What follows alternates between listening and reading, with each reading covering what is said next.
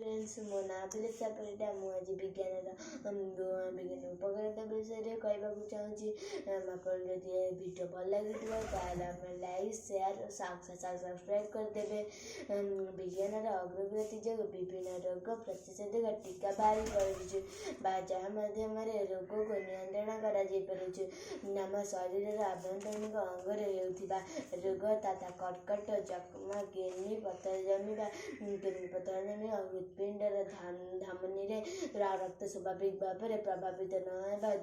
हृदघात आदि स्थिति को एक्सरे अल्ट्रासाउंड स्कानिंग ईसीजी साहाय्य आम जानीपु। आधुनिक चिकित्सा पद्धति द्वारा चक्षु हृदपिंड फुसफुस किडनी भली अंगर मध्य प्रतिरोपण कर दुर्घटना अन्य कारण आम शरीर कौन अंगर आकृति बदली गले आम प्लास्टिक सर्जरी द्वारा ठीक कर गोड़ हाथ कटिगले कृत्रिम हाथ गोड़ हाथ लगी पारे। ऑपरेशन क्षेत्र में आजिकल शरीर को न काटी लैप्रोस्कोप अल्प समय मध्य ऑपरेशन कर आजिकल लेजर ट्रांसफर माध्यम चक्षु ऑपरेशन कर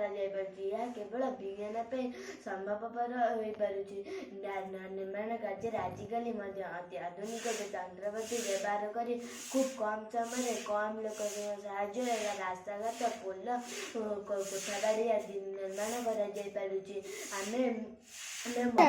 विज्ञान अग्रगति फल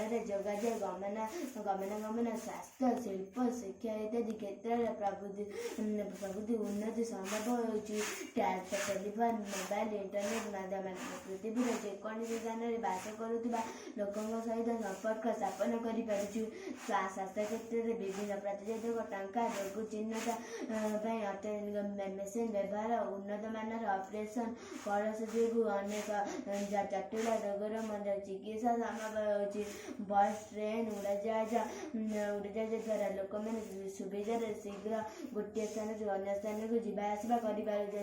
विज्ञान द्वारा स्वास्थ्य जीवन को आम कल्याणकर कार्य